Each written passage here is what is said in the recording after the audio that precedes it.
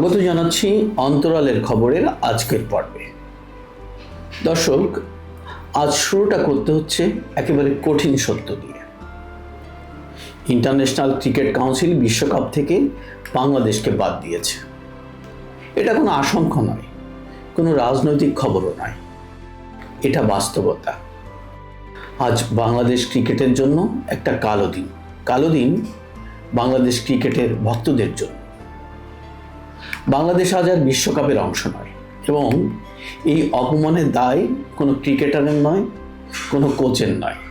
এই দায় পুরো একটা রাষ্ট্রযন্ত্রের, পুরো একটা ভুল সিদ্ধান্তের। একটা সময় ছিল যখন সারা বিশ্ব আমাদের চিনত বাংলাদেশের ক্রিকেট টাইগার নামে। মাঠে নামলে প্রতিপক্ষ জানতো এই দল লড়বে। আজ সেই টাইগার মাঠেই নেই, কারণ আজ ক্রিকেট মাঠে হারেনি, ক্রিকেট হেরেছে টেবিলে বসে কূটনৈতিক চালে। একটা ব্যর্থ সরকার, একটা ব্যর্থ প্রশাসন, একটা ব্যর্থ ক্রিকেট বোর্ডের কারণে আজ বাংলাদেশের ক্রিকেটে অন্ধকার নেমে এসেছে। ক্রিকেট বোর্ড আজ স্বাধীন নেই, বাস্তবতা। সিদ্ধান্ত নেওয়া হচ্ছে রাজনৈতিক চাপের অধীনে। বলতে গেলে একটি জঙ্গিবাদের রাষ্ট্র থেকে সেই সিদ্ধান্ত নেওয়া হচ্ছে। বাংলাদেশের যে ক্রিকেটটি একসময় বিশ্ব দাপট দেখিয়েছে। অতীতে আমরা যখন দেশীয় দালালদের পাকিস্তান দলের সাপোর্ট করা নিয়ে প্রশ্ন তুলতাম, তখন আমাদের বলা হতো খেলার সঙ্গে রাজনীতি মেশাবেন না। তখন ক্রিকেট নাকি পবিত্র ছিল। অথচ আজ রাজনীতি ক্রিকেট চালাচ্ছে। মাঠের ভবিষ্যৎ ঠিক হচ্ছে অফিসে বসে, বোর্ডের সিদ্ধান্ত আসছে উপর থেকে। আজ মোহাম্মদ ইউনূস সরকার এবং তাদের আশেপাশে থাকা সুবিধাভোগীরা এমন একটা অবস্থান নিয়েছে যার ফলাফল অত্যন্ত ভয়ঙ্কর। বাংলাদেশ নিজেরাই বলছে আমরা খেলতে যাব না, আর আইসিসি বলেছে ঠিক আছে তাহলে তোমরা বাদ।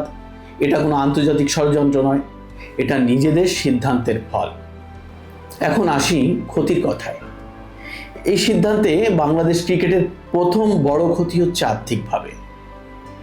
বিশ্বকাপে না খেলায় বাংলাদেশ ক্রিকেট বোর্ড সরাসরি 2,70,00,000 মার্কিন ডলার অর্থাৎ প্রায় 330 কোটি টাকা আয়ের সুযোগ হারাচ্ছে। এই টাকা আসতো আইসিসির অংশগ্রহণ ফি, পারফরমেন্স বোনাস, প্রাইজ মানি আর কেন্দ্রীয় রাজস্ব ভাগ থেকে। এই অর্থ না এলে ঘরোয়া ক্রিকেট, বয়সভিত্তিক দল, নারী ক্রিকেট সব জায়গায় কাটছাট হবে। শুধু তাই নয়, বিসিবির মোট আয়ের বড় অংশ আসে আইসিসির রাজস্ব ভাগ থেকে। বিশ্বকাপে না থাকলে ভবিষ্যতে এই আয়ও কমে যাওয়ার ঝুঁকি তৈরি হয়েছে। অর্থাৎ এটা একবারে ক্ষতি না, এটা দীর্ঘমেয়াদী ক্ষতি। উপরন্ত অংশগ্রহণ চুক্তি ভঙ্গের কারণে জরিমানার ঝুঁকিও আছে, যা হতে পারে প্রায় $20 লাখ পর্যন্ত। এরপর আসে স্পন্সর ও সম্প্রচার ক্ষতি। বিশ্বকাপে না থাকলে বিজ্ঞাপনদাতা ও সম্প্রচারকদের কাছে বাংলাদেশের বাজার মূল্য কমে যায়। ভবিষ্যতে স্পন্সরশিপ চুক্তি হবে কম টাকায়, কম গুরুত্বে। ক্রিকেট এখানে শুধু খেলা না, একটা বড় অর্থনীতি, আর সেই অর্থনীতি আজ বড় ধাক্কা খেয়েছে। খেলোয়াড়দের ক্ষতি আরও নির্মম। বিশ্বকাপ মানেই আন্তর্জাতিক পরিচিতি, বড় লিগের সুযোগ, ক্যারিয়ারের টার্নিং পয়েন্ট। আজ একটাও বল না খেলেই সেই সুযোগ শেষ।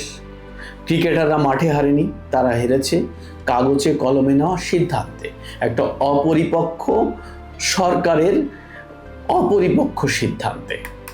এরপর আছে বৈশ্বিক সুনামের ক্ষতি। আজ বাংলাদেশ পরিচিত হচ্ছে এমন এক দেশ হিসেবে যার শেষ মুহূর্তে টুর্নামেন্টে না গিয়ে সমস্যার জন্ম দেয়। আন্তর্জাতিক ক্রিকেটে বিশ্বাস একবারেই নষ্ট হলে ভবিষ্যতে সিরিজ পাওয়া, টুর্নামেন্ট আয়োজন সবই কঠিন হয়ে যায়। ক্রিকেট কূটনীতি বাংলাদেশ আজ মারাত্মক দুর্বল হয়ে পড়ছে। সবচেয়ে নীরব কিন্তু ভয়ঙ্কর ক্ষতি হচ্ছে ভবিষ্যৎ প্রজন্মের। আজ যে শিশু ক্রিকেট শেখে, যে স্বপ্ন দেখে বিশ্বকাপ খেলার, যখন সে দেখে রাজনৈতিক সিদ্ধান্তে দলই বিশ্বকাপে যায় না, তখন সেই স্বপ্ন ভেঙে যায়। এই ক্ষতি কোনো হিসাবের খাতায় লেখা থাকে না, কিন্তু এটা সবচেয়ে গভীরে ঢুকে যায়। বাংলাদেশ সেই গভীরের দিকেই যাচ্ছে। এখানে দায় এড়ানোর সুযোগ নেই। দেশের ক্রীড়া উপদেষ্টা হিসেবে দায়িত্ব তার, তিনি হলেন আসিফ নজরুল। ক্রিকেট বোর্ড কি হচ্ছে, কি সিদ্ধান্ত নেওয়া হচ্ছে এই দায় তারও। নীরবতা এখানে দায়িত্ব এড়ানোর নামান্তর। এই আসিফ নজরুল শুধু বাংলাদেশের ক্রিকেটকে নয়, বাংলাদেশের তার দায়িত্বপ্রাপ্ত সকল মন্ত্রণালয়ের অধীনে সমস্ত কর্মকাণ্ডকে ধ্বংস করে দিচ্ছে বা দিয়েছে। এবার তার মিশন ক্রিকেট।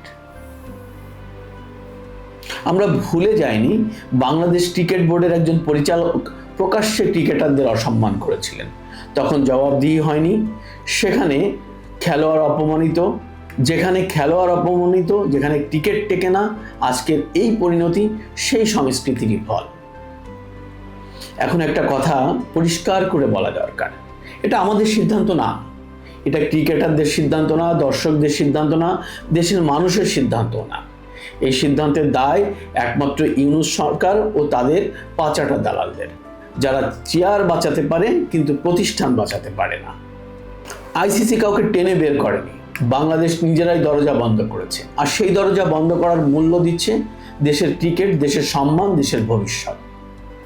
দেশের রাজনীতি, অর্থনীতি, আইন শৃঙ্খলা, পুলিশ, সেনা সব ধ্বংস করে বিশ্বের বুকে অন্যতম অর্জন ক্রিকেটকেও শেষ করে দিল ইউনূস আর তার সাঙ্গপাঙ্গরা।